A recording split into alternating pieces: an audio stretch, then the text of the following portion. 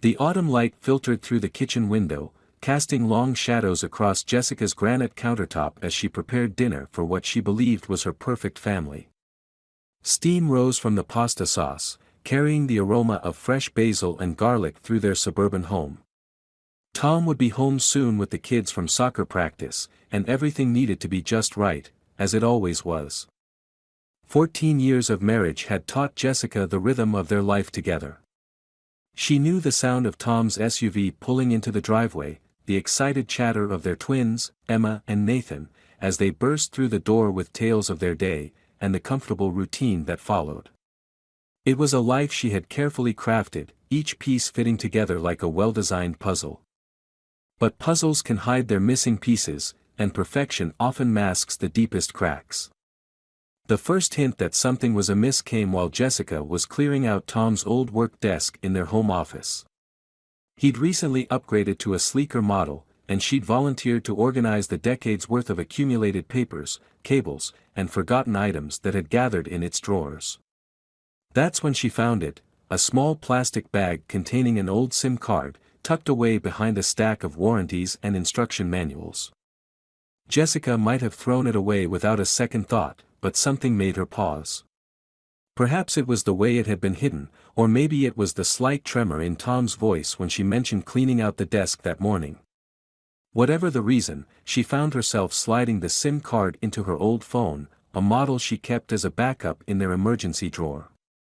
The phone took several minutes to boot up, its aged system struggling to process the card's contents. Jessica almost gave up, almost convinced herself she was being paranoid. Then the screen lit up with thumbnails, dozens of them. Photos began loading one by one, each a punch to her stomach.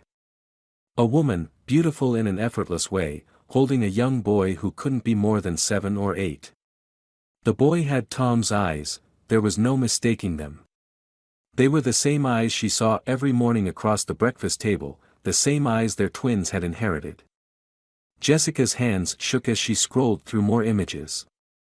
The woman and boy at a park, at what appeared to be a school event, and one that made her breath catch, Tom with his arm around the woman's shoulders, both of them beaming at the camera while the boy sat on Tom's shoulders. The sound of a car door slamming outside yanked Jessica back to reality. She quickly removed the SIM card and slipped it into her pocket, her mind racing.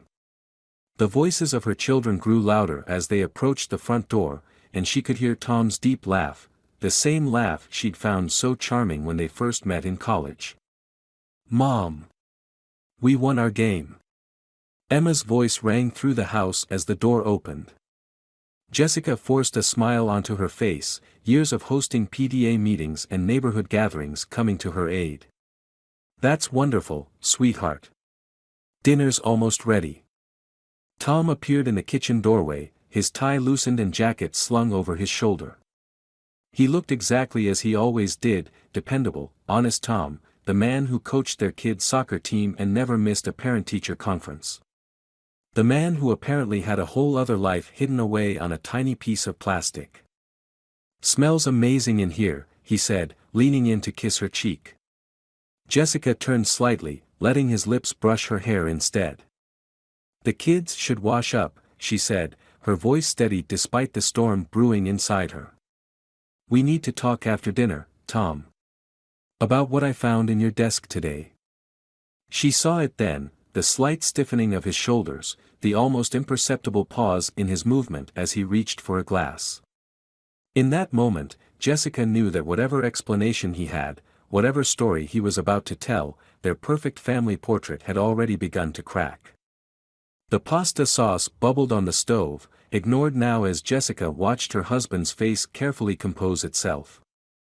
She'd always admired his ability to maintain calm in any situation, it was what made him such a successful corporate lawyer. Now she wondered how many times that calm exterior had hidden lies from her. "Of course," Tom replied, his voice carefully neutral. "After the kids are in bed." Jessica nodded, turning back to the stove. She stirred the sauce mechanically, listening to the sounds of her children arguing over who would shower first upstairs. The routine continued, but now it felt like a play where she'd suddenly discovered half the cast was reading from a different script. The SIM card felt heavy in her pocket, a small but undeniable weight that threatened to pull her whole world off its axis. As she began setting the table, Jessica realized that tonight's dinner would be the last meal they would share as the family she thought they were. Tomorrow, everything would be different. She just didn't know how different yet. The house grew quiet as evening settled in, but Jessica's mind roared with questions. She moved through the bedtime routine mechanically, kissing Emma and Nathan goodnight while her heart thundered against her ribs. Each step down the hallway toward Tom's study felt like walking through quicksand, her legs heavy with the weight of impending revelations. Tom sat in his leather chair, hands clasped together, looking more like he was preparing for a court presentation than a conversation with his wife. The room's warm lighting couldn't soften the tension that hung between them. Jessica placed the SIM card on his desk, watching as recognition flickered across his face. "I thought I'd lost this years ago," he said quietly, picking up the small piece of plastic that held such enormous consequences. "Who is she, Tom?" Jessica's voice remained steady, though her fingers pressed hard against her palms. "And the boy, he looks about 7 or 8. He has your eyes." Tom's shoulders sagged, the carefully maintained facade of the successful attorney crumbling. "His name is Michael. He's 8, and yes, he's my son." The confirmation, though expected, still struck Jessica like a physical blow. She sank into the chair across from Tom, her mind struggling to reconcile this new reality with the life she thought they'd built together. "It was before we had the twins," Tom continued, his words coming faster now. "A conference in Seattle. Karen, Michael's mother, was another attorney at the firm. It was just one weekend, and we both agreed it was a mistake. She left the firm shortly after, and I never knew." He ran his hands through his hair, a gesture of frustration Jessica had seen countless times during difficult cases. "I never knew about Michael until last year." Jessica's thoughts raced to their own children, sleeping peacefully upstairs. "How did you find out?" Karen reached out through a mutual colleague. "She'd never planned to tell me, but Michael needed medical history for some tests. That's when I learned I had a son." Tom's voice cracked slightly. "I couldn't just ignore him, Jessica. Once I knew, I couldn't pretend he didn't exist." "How long?" Jessica's question hung in the air. "How long have you been seeing them?" 6 months. Tom leaned forward, his eyes pleading. "I should have told you right away, I know that. But I was afraid of destroying what we have, afraid of hurting you and the twins. I convinced myself I could handle it quietly, help Michael without disrupting our family." Jessica stood abruptly, pacing the length of the study. The room suddenly felt too small, too confined for the magnitude of this revelation. 6 months of lies. 6 months of secret meetings and hidden photos. Did you think I wouldn't find out? Or did you just not respect me enough to tell me the truth? "It wasn't about respect," Tom protested. "I was trying to protect everyone." "Protect everyone?" Jessica's laugh held no humor. "By building a wall of lies between us? By making decisions about our family without me?" "I see him twice a month," Tom said softly. "Usually when you think I'm working late. Karen and I, there's nothing between us anymore. It's just about Michael." Jessica stopped at the window, staring out at their perfectly manicured lawn, the carefully tended garden she'd planted when they first moved in. Everything in their life had been deliberate, planned, chosen together. Except this. "Show me," she said finally, turning back to Tom. "Show me the rest of the photos." For the next hour, Tom scrolled through images on his phone, recent ones, not just those from the old SIM card. Michael at his school science fair, proud beside a volcano project. Michael in a baseball uniform, clutching a trophy. Small moments of his son's life that Tom had collected like precious stones, hiding them away from his family. "He plays third base," Tom said, his voice warming with pride before catching himself. The pride in his voice sent a fresh wave of pain through Jessica's chest. She recognized that tone from when he talked about the twins' achievements. "Does he know about us?" Jessica asked. "About Emma and Nathan?" Tom nodded slowly. "Karen told him he has siblings, but they've never met. I wanted to wait, to find the right time." "The right time for what, Tom? To tell me my children have a brother? To admit you've been living a double life?" Jessica's voice rose despite her efforts to maintain control. "There is no right time for this kind of betrayal." "I know I handled this wrong," Tom admitted, standing to approach her. "But Michael is my son. He deserves to know his father, to have me in his life. I can't abandon him." Jessica stepped back from his advance, needing physical distance to match the emotional chasm that had opened between them. "No one's asking you to abandon him. But you abandoned our trust, our partnership, the foundation of our marriage. You made unilateral decisions about our family's future without even giving me a chance to be part of the conversation." The clock on Tom's desk showed well past midnight, but time seemed meaningless in the face of such life-altering revelations. Jessica's mind raced with implications: how this would affect their children, their extended family, their standing in the community they'd so carefully cultivated.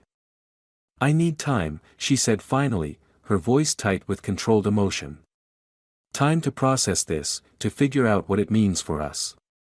For now, you can sleep in the guest room." Tom nodded, accepting her decision with the same quiet resignation he'd shown throughout the evening. As Jessica turned to leave the study, he spoke again, his voice barely above a whisper.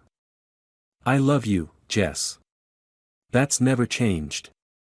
She paused in the doorway, one hand resting on the frame. "Love without trust is just another pretty lie, Tom. And we've had enough of those." As she climbed the stairs to their bedroom, her bedroom now, Jessica felt something shift inside her. Beyond the pain and betrayal, beneath the anger and hurt, she recognized a familiar strength emerging. The same determination that had carried her through law school, through difficult pregnancies, through building a life she'd thought was perfect. That life might be cracking, but Jessica was beginning to realize that sometimes things need to break before they can be rebuilt into something stronger, something more honest. She just wasn't sure yet if that rebuilding would include Tom. Morning light crept across Jessica's kitchen counter, illuminating the untouched coffee growing cold beside her. The house held an unfamiliar silence. She'd asked Tom to take the twins to school, needing space to breathe without maintaining the facade of normalcy. Each tick of the wall clock seemed to echo the questions that had kept her awake through the night. The sound of the back door opening pulled her from her thoughts. Megan walked in without knocking, as she had done countless times over their 20-year friendship. One look at Jessica's face told her everything she needed to know. "I brought reinforcements," Megan said, placing a paper bag from their favorite bakery on the counter. "And I cleared my morning schedule. Talk to me, Jess."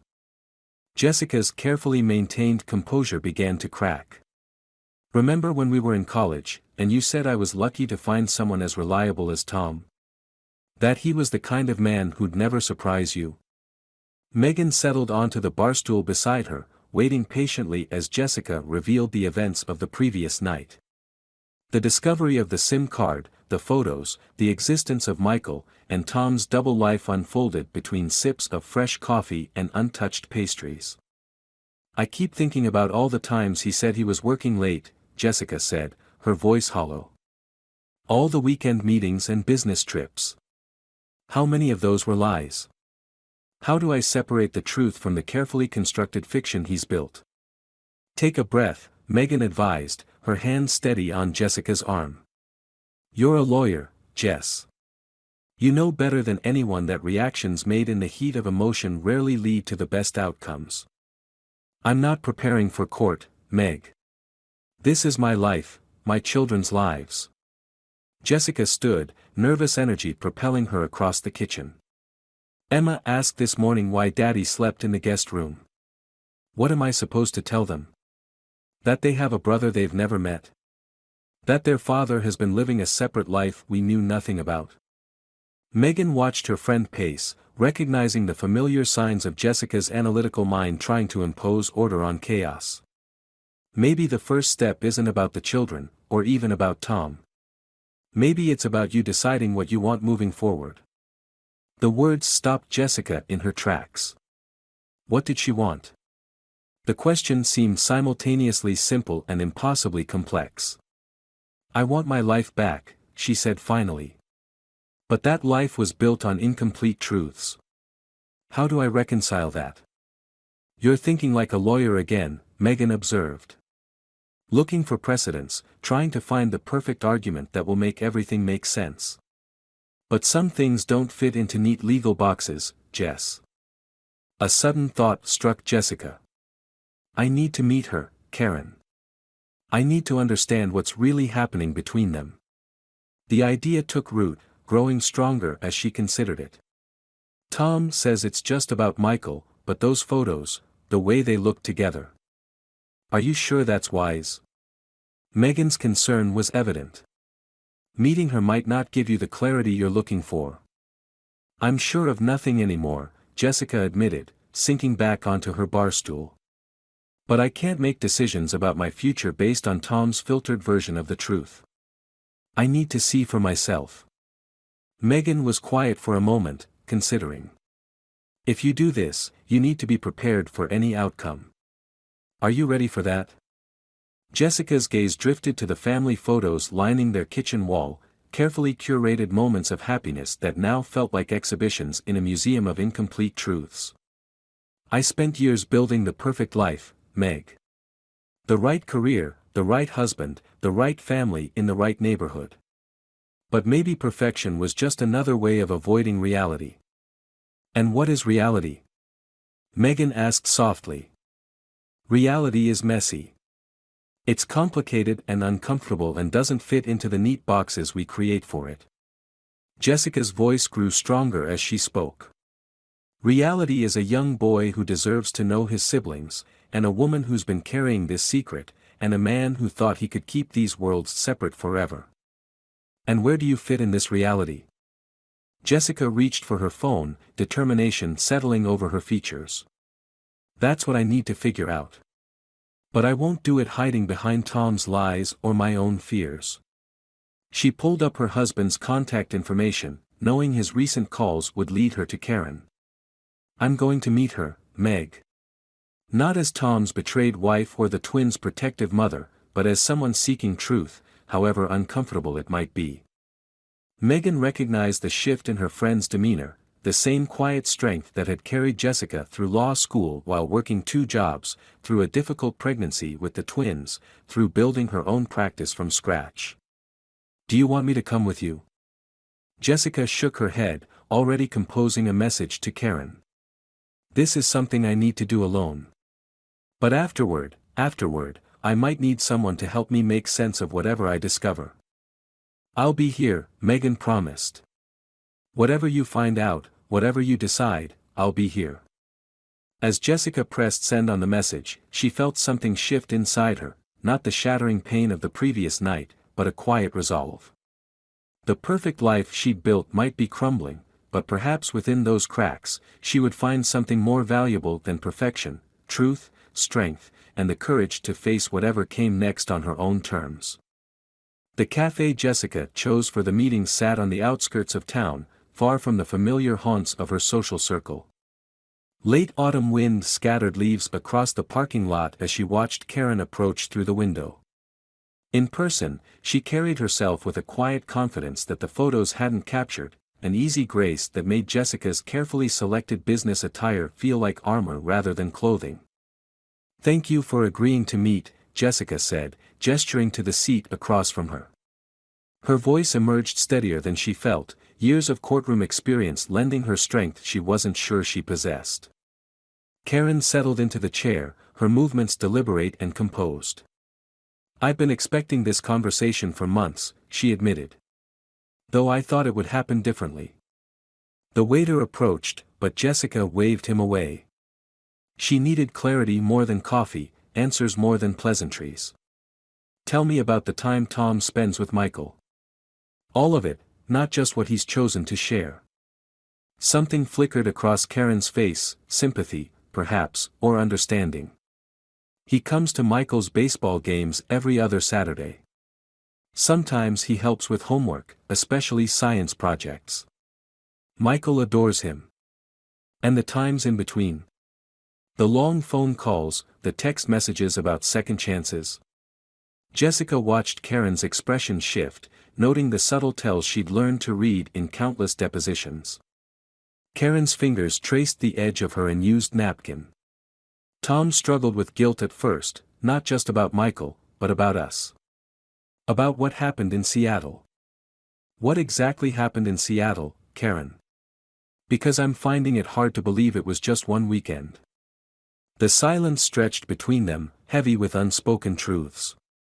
Finally, Karen spoke, her voice soft but clear. We worked together for 3 years before that conference. There was always something. An attraction we never acknowledged. Seattle just made it impossible to ignore anymore. Jessica felt the weight of those words settle in her chest. And now? Is there still something? Tom tells me there isn't, Karen said carefully. He says his life is with you and the twins. But sometimes, when he looks at Michael. She paused, choosing her words. Sometimes I see the man I knew before, the one who wasn't quite so careful with his choices. The text messages, Jessica pressed. The ones about second chances, what did they mean? Karen's composure cracked slightly. I suggested that maybe fate was giving us another opportunity. That Michael deserved to have his parents together. Tom said he wouldn't, destroy his family. But he didn't immediately delete the messages, did he? The truth of it settled over Jessica like a heavy cloak. Not just Tom's betrayal, but the lingering possibility of what might have been, what might still be, hanging between these two people connected by a child and a shared history. He spends time with Michael at your house, Jessica stated, not a question but a confirmation. Yes. We have dinner together sometimes, the 3 of us. It feels natural. Like a family. Karen met Jessica's gaze directly. I won't apologize for wanting that for my son. Our children, Jessica said, her voice taking on an edge, deserve more than half-truths and divided loyalties. They deserve parents who model honesty, not convenience. You sound angry, Karen observed. I'm not angry, Jessica replied, surprising herself with the truth of it. I'm awake. For the first time in months, maybe years, I'm seeing everything clearly. She thought of Tom's careful explanations, his measured responses, the way he compartmentalized his life into neat boxes that never quite touched. She thought of the twins, who deserved to know their brother. Of Michael, who deserved more than stolen moments with a father living between two worlds. He's been taking calls from you in our guest room, Jessica said suddenly, pieces falling into place. Late at night, after he thinks I'm asleep. Those aren't just about Michael, are they? Karen's silence was answer enough. Planning for the future, Jessica continued, her lawyer's mind connecting dots she'd previously refused to see. Discussing possibilities. Keeping doors open while maintaining plausible deniability. Tom is a good man, Karen said softly. He's trying to do right by everyone. No, Jessica corrected, rising from her chair. He's trying to avoid making hard choices. But that ends now. She gathered her purse, feeling lighter somehow, as if naming the truth had lifted a weight she hadn't known she carried. Thank you for your honesty, Karen. It's more than I've gotten from my husband in months. What are you going to do? Karen asked, concern edging into her voice. Jessica paused, looking back at this woman who had inadvertently become so central to her life's upheaval. I'm going to do what Tom couldn't, make a clear choice. One that puts the children first, all of them, and sets an example of integrity rather than convenience. As she walked to her car, Jessica felt the first rays of afternoon sun break through the autumn clouds. The warmth on her face reminded her of another truth she'd nearly forgotten, that sometimes the most profound strength comes not from maintaining perfect facades, but from having the courage to let them crack, allowing something more genuine to emerge from the fragments. The drive home from meeting Karen stretched before Jessica like an unfamiliar road, each mile marker bringing fresh clarity to her thoughts. The late afternoon sun cast long shadows across her dashboard, reminding her of how time had slipped away while she'd been living in the comfort of comfortable illusions. In her rearview mirror, she caught glimpses of the woman she'd been just days ago, the one who measured her life's success by the pristine surface of things. That woman felt like a stranger now, a character in someone else's story. The reflection staring back at her today held something different, a quiet determination that came from seeing truth in all its uncomfortable clarity. Jessica pulled into their driveway, noticing how the perfectly trimmed hedges and manicured lawn seemed less like achievements and more like props in an elaborate stage production. The house stood silent, the twins still at their after-school activities. Tom's car was conspicuously absent, another late meeting, or perhaps another moment stolen with his other family. Inside, she moved through their home with new awareness, seeing the careful arrangement of family photos that told only half a story. In their home office, she settled into her chair, opening her laptop with purposeful calm.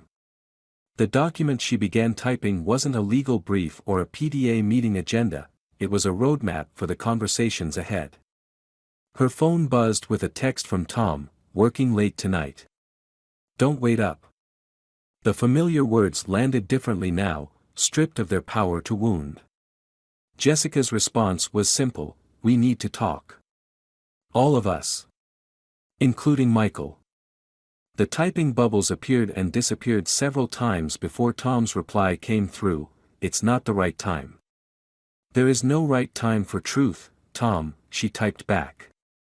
"Only right choices." The sound of the front door opening announced the twins' return home. Their voices carried up the stairs, accompanied by the thud of backpacks hitting the floor. Jessica closed her laptop, drawing a deep breath. The conversation she needed to have with them wouldn't be easy, but she'd learned that protecting children from truth only taught them to doubt their own perceptions. "Mom." Emma's voice called out. "Can you help me with my science project?" Jessica descended the stairs, finding her daughter spreading materials across the kitchen table. The volcano kit reminded her of the photo she'd seen of Michael with his science fair project. The parallel struck her not with pain this time, but with possibility. "What if we tried something different?" Jessica suggested, settling beside Emma. "Something unique that shows how pressure builds up beneath the surface until change becomes inevitable." As they worked together, Jessica's phone lit up with messages from Tom, each one more urgent than the last. She let them accumulate, focusing instead on the moment at hand. Nathan joined them, drawn by the unusual experiment taking shape on their kitchen table. "Mom seems different today," she overheard Nathan whisper to his sister. "Good different," Emma whispered back. "Like when she won that big case last year." Their perception startled her, children always saw more than adults gave them credit for. They'd probably sensed the tension building in their home long before she discovered the truth. The thought strengthened her resolve. Later that evening, after the twins were occupied with homework, Jessica sat in their backyard, watching the sunset paint the sky in shades of transformation. She opened her phone to find a message from Karen. "Tom told me you want us all to meet. Are you sure about this?" Jessica's response came from a place of newfound strength. The children deserve better than fragmented truths. All of them do. The garden lights clicked on automatically, illuminating the space where she'd spent countless summer evenings maintaining the illusion of perfect family life. Now she saw it as a potential gathering place, not for preserving comfortable fictions, but for building something authentic from the scattered pieces of truth. Her phone rang, Tom's name lighting up the screen. This time, she answered. "You can't force this," he began, his lawyer's voice sliding into place. "No," Jessica agreed, surprising him into silence. "I can't force anything. But I can choose how I respond to the reality we're facing. And I choose truth, Tom. Not just for me, but for Emma and Nathan. For Michael. Even for you. Jess. His voice cracked slightly. I never meant dash. I know what you meant, she interrupted gently. You meant to keep everyone safe in their separate boxes. But life doesn't work that way. Neither does family. The silence stretched between them, heavy with unspoken realizations. What are you proposing? He finally asked. Sunday dinner, Jessica said simply. Here, in our home.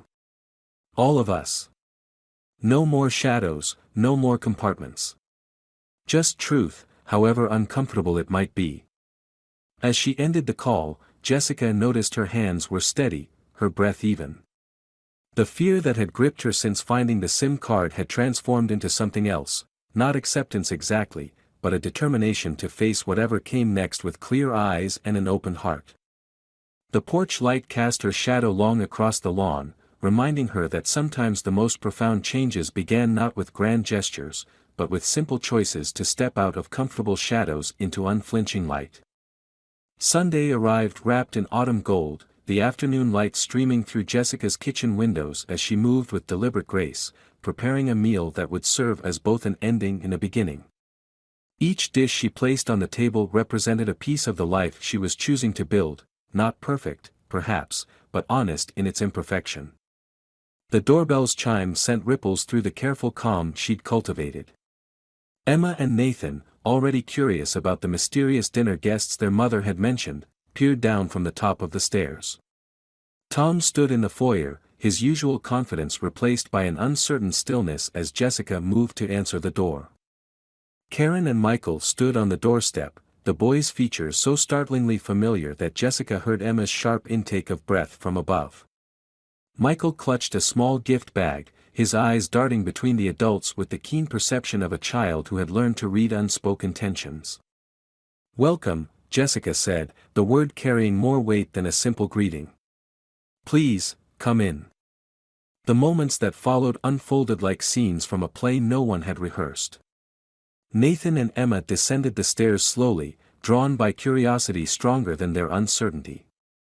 Michael, responding to some instinct that transcended the adult complications surrounding him, offered the gift bag to Jessica. Mom said we shouldn't come empty-handed, he explained, his voice carrying hints of Tom's familiar cadence. It's hot chocolate mix. The fancy kind. Jessica accepted the gift, recognizing it as the peace offering it was meant to be. That's very thoughtful. Emma and Nathan love hot chocolate too. The ice began to thaw as the children, less encumbered by adult prejudices, found common ground in shared interests. Baseball stats were exchanged, school stories compared, and the invisible barriers between siblings began to dissolve in the way that only children could manage. Dinner progressed with a surprising ease, the conversation flowing around subjects safe and mundane until Michael looked directly at Jessica and asked, "Are you mad at my dad?" The question hung in the air, stunning the adults into silence. Jessica set down her fork, meeting Michael's gaze with the respect his directness deserved. "No," she answered truthfully. "I'm not mad at your father. I'm disappointed in choices that were made, but anger doesn't solve anything. Sometimes life gives us situations we never expected, and the real test is how we handle them." Karen's hands trembled slightly as she reached for her water glass. "We never meant for things to become so complicated." "Life is complicated," Jessica responded, her voice gentle but firm. "What matters is whether we face that complexity with honesty or hide from it behind comfortable lies." Tom cleared his throat, his lawyer's composure cracking. "I thought I could keep everyone happy by keeping everything separate. I was wrong." "Yes, you were," Jessica agreed. "But recognizing that is the first step towards something better." The children watched this exchange with varying degrees of understanding. Emma, always the more perceptive of the twins, spoke up. "So Michael is really our brother?" Half-brother, Nathan corrected, displaying the precision he'd inherited from both his lawyer parents. Brother, Jessica stated firmly. Family isn't about fractions. It's about choices, the choice to care, to be honest, to make room in our hearts even when it's difficult. As the evening progressed, new possibilities began to take shape. Weekend arrangements were discussed, holiday sharing contemplated. The future emerged not as a battlefield of competing interests, but as a landscape of potential connection. Later, as Karen and Michael prepared to leave, Jessica found herself alone with Karen in the kitchen. The two women regarded each other with new understanding. "I expected you to fight," Karen admitted quietly. "To mark your territory." Jessica smiled, a genuine expression that reached her eyes. "I realized something important this week. True strength isn't about fighting for what you had, it's about having the courage to build something new from what life gives you." The goodbye rituals that followed were tentative but hopeful. Michael hugged his father openly for the first time in their home, then surprised everyone by hugging Jessica too. "Thank you for the dinner," he said. "And for not being mad." As the door closed behind them, Tom lingered in the foyer, uncertainty written in every line of his body. "Jess, Not tonight," she interrupted gently. "Tonight was about beginning something new. The rest, our trust, our marriage, our future, that's a longer conversation. One step at a time." She watched through the window as Karen's car pulled away, carrying Michael back to his other home. Emma and Nathan had already retreated upstairs, their world expanded in ways they were still processing. Tom's footsteps on the stairs to the guest room echoed with familiar resignation. Jessica remained in the living room, surrounded by the evidence of their shared meal, plates that had held conversations as much as food, glasses that had witnessed new connections forming. She didn't clear them away immediately, allowing herself to sit in this moment of transformation. The perfect family portrait that had hung on her wall for so many years now seemed like a relic from another life. In its place, she envisioned something different, not a static image of flawless harmony, but a dynamic mosaic of truth, challenge, and genuine connection. As night settled over the house, Jessica realized that while some dreams had ended this week, others were just beginning to take shape. Her life would never return to what it had been, but perhaps it could become something more authentic, more resilient, and ultimately more fulfilling than perfection had ever allowed.